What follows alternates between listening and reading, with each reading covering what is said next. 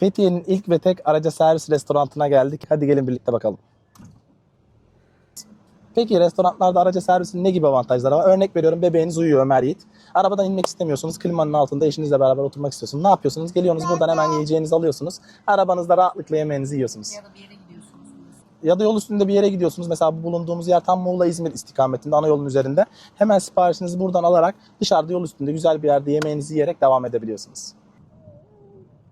Dilerseniz aracınızla bu servis noktasına gelerek buradan kornaya basıp siparişinizi verebilirsiniz. Ya da McDonald's uygulamasını indirerek siparişlerinizi oluşturabilirsiniz. Merhaba, kolay gelsin. Biz ikili Big Mac menü almak istiyorduk. Arkadaşlar, geride sipariş noktasında sipariş oluşturamazsanız hemen 2-3 metre sonra buraya gelerek buradan da siparişinizi oluşturabilirsiniz.